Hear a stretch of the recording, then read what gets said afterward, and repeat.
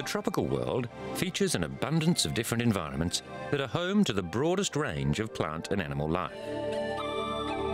On land, vast tropical forests use the intense sunlight to replenish the atmosphere with oxygen and water vapour. And tropical grasslands support huge grazing herds and the predators that depend on them in a fine balance. Regions like the Amazon are called the lungs of the world because they are vital to the stability of the climate. But they are under threat from logging and the pressures of an increasing human population. The tropical oceans are also rich in life. Coral reefs are among the most complex ecosystems on Earth. The high levels of evaporation that happen from these waters are vital to the planet's climatic system.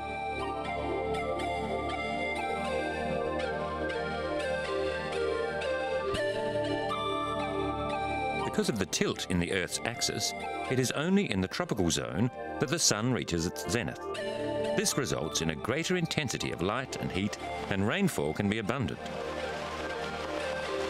Plant life adapted for the range of tropical environments grows rapidly, providing an abundance of food for the animal life that has evolved in the same regions. Rainforests are home to 2/3 of all animal and plant species. The Masoala Peninsula on Madagascar's northeast has 3,000 square kilometres of largely unexplored forest. Its biodiversity makes it fascinating to scientists. 90% of the 10,000 plant species in Madagascar are unique to the island. Francis Hall is a renowned French botanist who pioneered the exploration of forest canopies. He is currently working in Masoala. Madagascar's government has recognised that its forests are important and need protection, especially Masoala, which is home to half of all plant and animal species in Madagascar. It is also home to people like Bozi Bafeno, one of 37 inhabitants of Ombedafora, a tiny village on the peninsula's eastern shore. Most of the people here have no education and they rarely leave the forest. It supplies them with everything they need.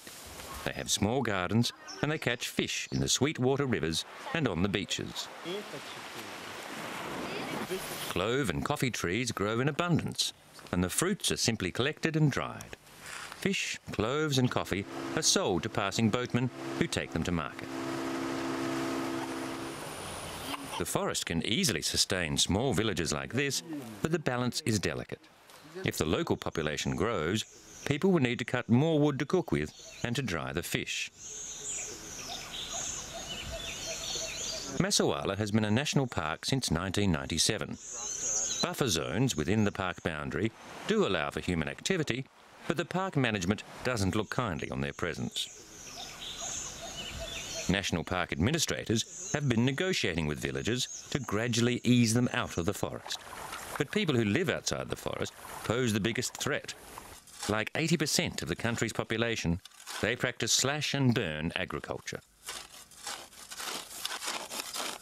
This farming practice is causing an ecological catastrophe. Growing population pressure means the forests are cut too fast and the land farmed too heavily for the trees to be able to grow back. 90% of Madagascar's forests have already disappeared as a result. To stop this from happening to Masoala, ecotourism is being encouraged. The small village of Ambanasani used to rely on the nearby island of Nosy Mangabi for firewood and building material. Now, the island is the only part of the national park that has tourist infrastructure, and visitors pay a park entry fee, half of which goes directly to the local population. Because of the direct return, local people now have a reason to protect the island's environment. Declaring Masoala a national park has already been a big step towards saving it. But the real issues that cause people to destroy the forests in the first place are not being addressed. For now, Masoala still looms above the sea in all its grandeur, a precious sanctuary to thousands of species and for the people of Ombedafora.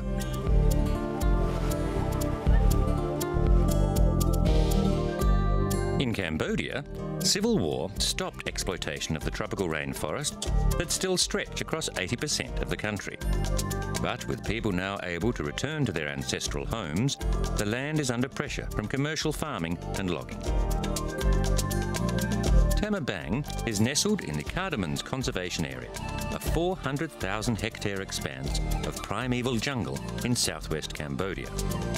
Subsistence farming is allowed in the area, but the government has imposed a nationwide moratorium on commercial logging, which has halted large-scale felling.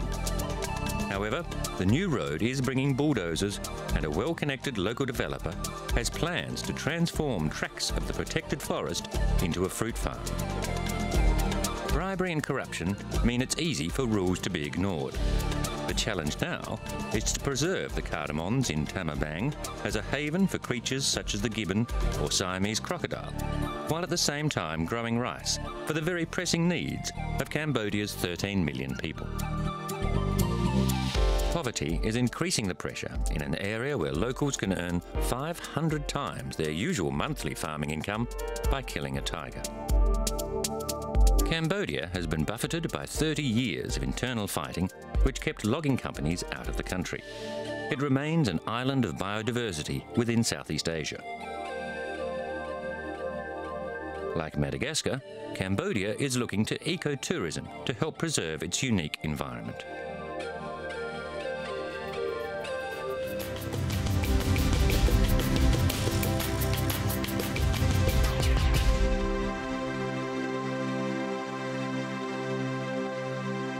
Tropical forests or jungles are very thickly wooded and therefore difficult to explore.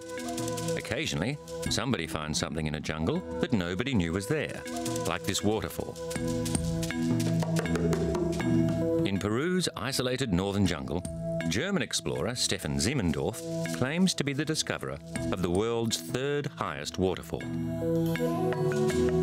Known as the Gokta Falls, its waters drop from a height of 771 metres, still 200 metres shorter than Venezuela's Angel Falls. Local people were reluctant to enter the region because of rumours about hostile spirits haunting the valley. Because tropical forests grow so rapidly, sometimes things get lost.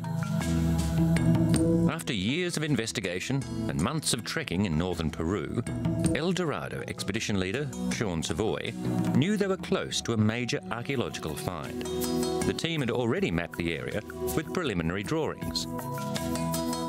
Accounts by Spanish conquistadors who arrived in the region in the early 1500s speak of a fair-skinned warrior tribe, famous for their tall stature, known as the Chachapoyas. It is thought that the Chachapoyas had been conquered by the Incas. After hacking through thick foliage, the team uncovered an ancient walled city complex, inhabited around 1300 years ago. The explorers then had to verify the extent of the Gran Sapasoa complex, now known to be the oldest Chachapoya settlement. The stone city is made up of 5 citadels, 2,800 metres above sea level. It stretches over an area of 100 square kilometres, and it features walls covered in carvings and figure painting. Hidden beneath matted tree branches and interspersed with lakes and waterfalls, the settlement sites also contain well-preserved graveyards with mummies.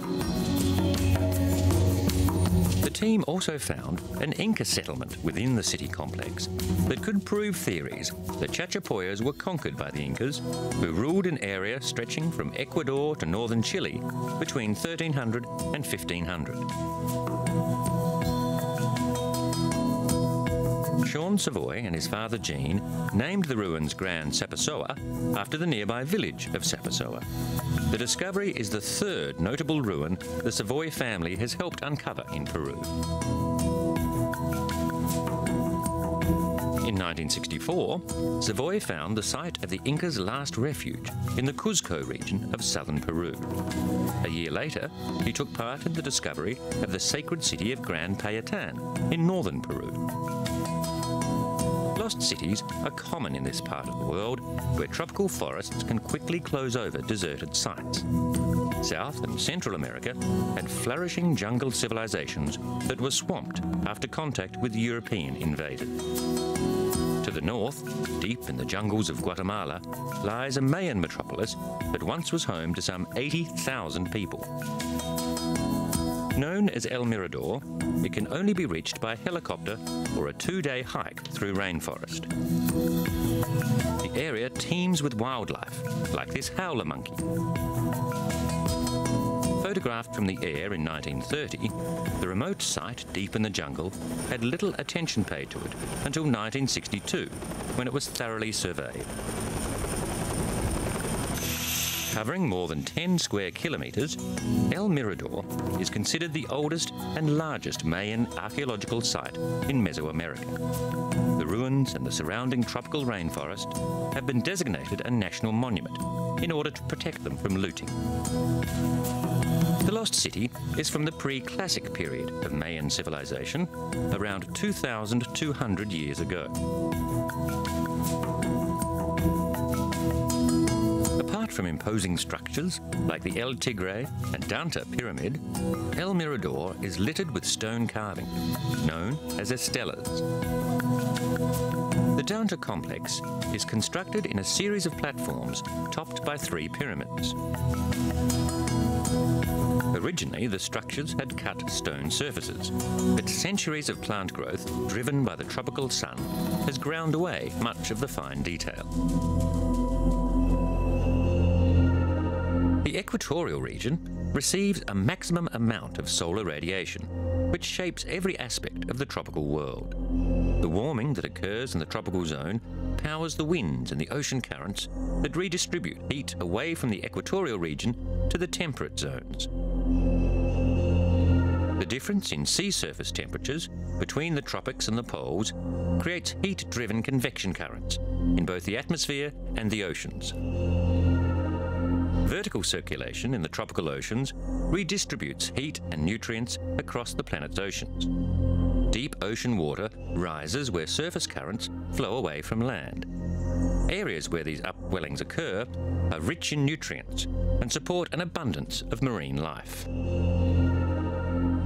The shallow tropical fisheries provide half of the world's fish catch, even though tropical waters represent just a tiny fraction of the volume of Earth's oceans.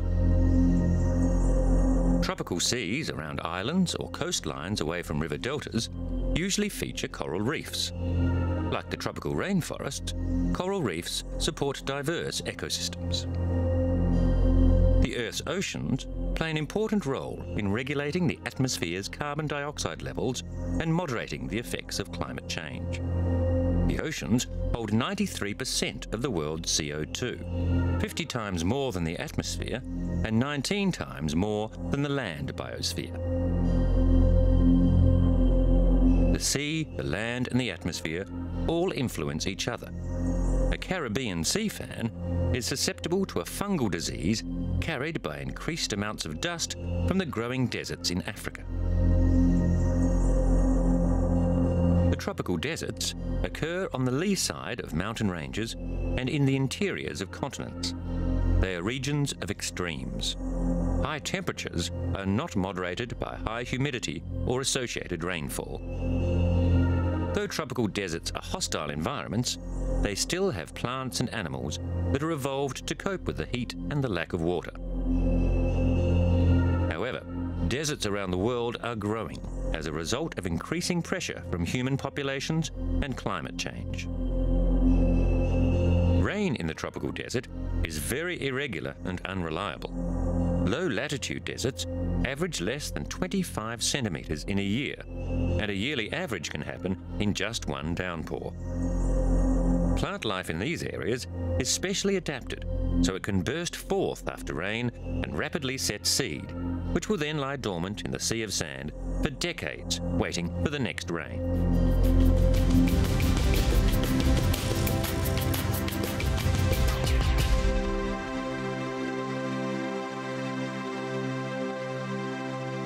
Kenya's Masai Mara National Park lies just south of the equator. After the June rains, the Great Migration starts. More than 1 million wildebeest and hundreds of thousands of zebras enter the Masai Mara. The herds are visiting from the Serengeti in Tanzania as part of an endless circular migration in search of rain-ripened grass. Along with the vast herds come other creatures, including tourists who come to view the spectacle. As many as 20 prides of lions follow the wildebeest, as well as other predators like cheetahs, leopards and hyenas. The rains mean good conditions for elephants too. The larger Serengeti ecosystem supports vast numbers of animals in a complex interconnected web. Elephants are herbivorous, and an adult will eat around 225 kilograms of plant matter daily. They will rip apart all kinds of plants and knock down trees with their tusks if they are not able to reach the leaves that they prefer. At the Mara River, the herds are faced with an array of predators gathered to pick off the weak or the slow. There is safety in numbers, and though some animals may be lost to crocodiles, the great majority of the herd remains safe. The Masai Mara is an ecological success story, with the local economy benefiting via ecotourists prepared to pay to see this dramatic natural environment.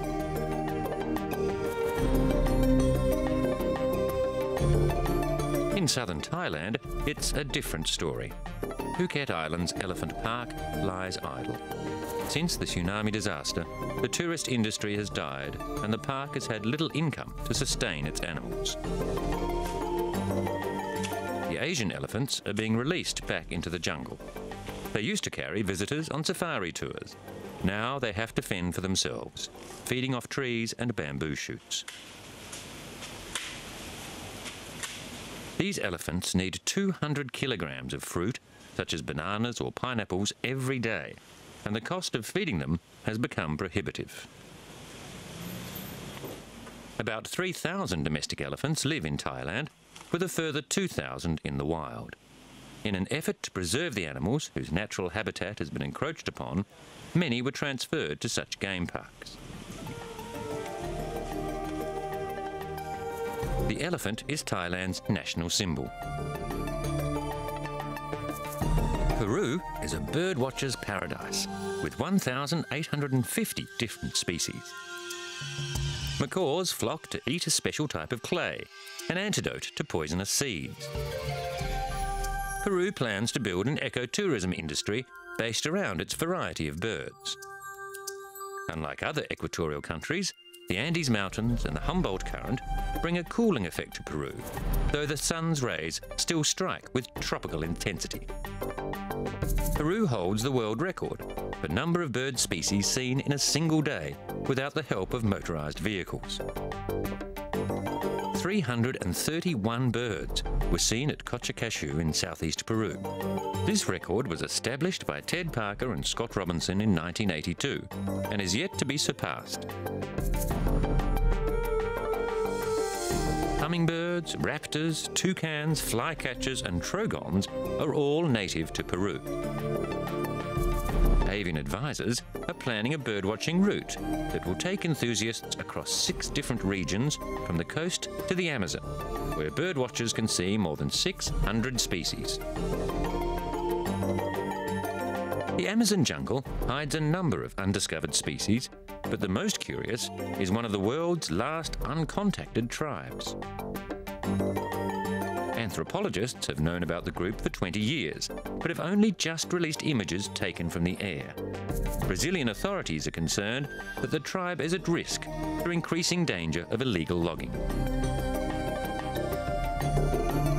The photographs of the tribe near the border between Brazil and Peru are rare evidence that such groups do exist. One of the pictures shows 2 Indian men covered in bright red pigment poised to fire arrows at the aircraft. The Brazilian government will have to deal carefully with such isolated groups. In tropical northern Namibia, an international scientific expedition has discovered an insect order previously thought to be extinct. The first specimens were discovered as fossils in 40-million-year-old rocks from Namibia and Tanzania. Geological clues suggested that these particular areas had changed little over that long stretch of time, and it might be worth searching for the specially adapted insect. Day-long searches in the arid area did not produce the insect, but several hours into the night, after using light traps and beating the bush, scientists spotted the creature. Oliver Zompro and Darren Mann from Oxford University Museum were the first people to see the little insect hidden by dry grass. The insect is a young specimen known as the gladiator, a name the scientists adopted during the search. It will grow into the size of a cricket and is carnivorous. Members of the order are wingless even as adults, making them relatively difficult to identify. Most major insect groups in the world were thought to be known after the last insect order was described in 1915. This new order is to be called Mantophasmatidea. The entomologists from the expedition are developing recommendations for the management and conservation of this unique group.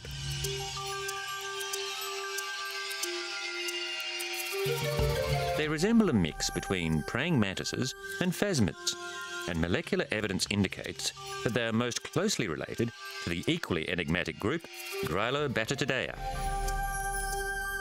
The gladiator differs from phasmids or stick insects in that its first body segment is the largest. It reaches up to 4 centimetres in length and lives at the base of grass clumps that grow in rock crevices.